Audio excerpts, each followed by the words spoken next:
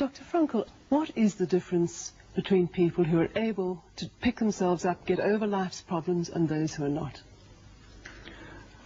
The decisive factor is decision, the freedom of choice, the freedom to come up with a decision. It should be, I would like to become this way or another, in spite of conditions that should only seem to fully determine my behavior. I wish to act freely as a responsible being, which is a human being. I wish to act in accord with heredity and environment, owing what I become to them, but also, if need be, in spite of the worst conditions. This is exactly what you could watch and witness under severe, extreme conditions of stress or of tragic conditions. Just think of people living for several years under the worst conditions of a prisoner of war camp. There's a whole body of psychiatric literature about that, or for that matter, in concentration camps. And this is what should be acknowledged. People are free, and if you watch or study the lives of such people in just a detached, down-to-earth, empirical, strictly empirical, scientific way and fashion, in another way than you presented it and you commented it, in another way, then people get the picture, the impression of a human being as something, not someone, something that is fully determined. Whereas they don't recognize and acknowledge the freedom and the responsibility for themselves, the responsibility for making something or someone out of himself. So your basic philosophy is that life has meaning under all conditions, but how easy is it when there's a sense of hopelessness, a sense of despair, to recognize this meaning? Let me confront you with a somewhat strange definition of despair. As I'm used to proclaiming is that despair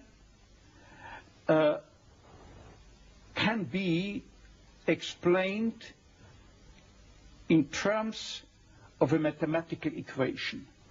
D, capital D, equals S minus M. What does it mean? Despair is suffering without meaning. As long as an individual cannot see any meaning in his or her despair, he or she will certainly be prone to, in its suffering, I wanted to say, no meaning in the suffering, he or she will certainly be prone to despair and, under certain conditions, to suicide. But at the moment they can see a meaning in their suffering, they can mold it into an achievement, they can mold their predicament into an accomplishment on the human level. They can turn their tragedies into a personal triumph. But they must know for what. What should I do with it? But if people, like so many segments of present-day society and population, cannot find any meaning whatsoever in their lives, cannot see anything meaningful, they more often than not have something to live by. I'll say at least enough to live by. They cannot see anything to live for. What is the answer to the question, why me? Why did this happen to me? The answer to such a question is nothing that a psychiatrist or any other type of a scientist can come up. But I would not share the opinion of, say, Jean-Paul Sartre, who said we have to accept and to shoulder courageously, heroically, the absolute meaninglessness of our lives. But what I think is rather that what we have to accept is the incapacity of our humanness, the incapacity to recognize the ultimate meaning in intellectual or merely rational terms. This is the only thing we have to accept. But still, we may believe in an ultimate meaning, but to lead someone, say a patient, to eat the way for him to such a belief, to faith, is of course not the business or job to be carried out by a psychiatrist, but rather by a theologian. Tell me, to what extent do you feel we have choices in the things that befall us? Our freedom is a finite freedom, a limited freedom.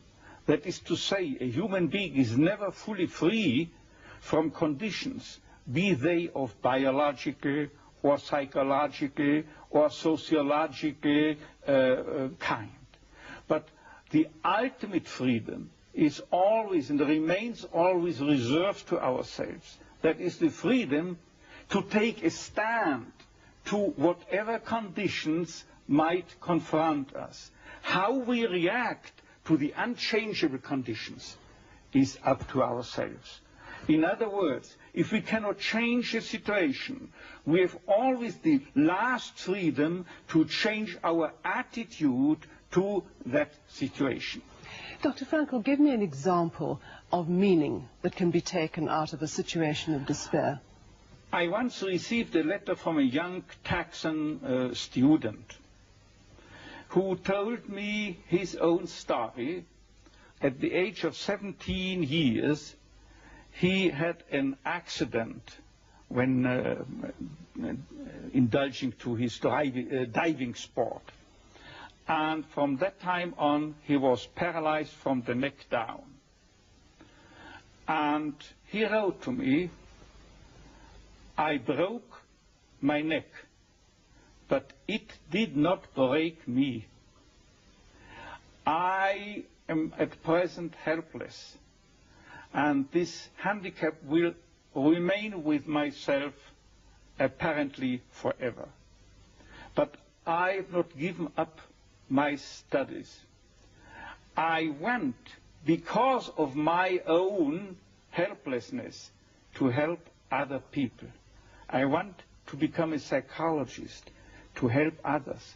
And I'm sure," he wrote to me, "that my suffering will add an essential contribution to my ability to understand others and to help other people."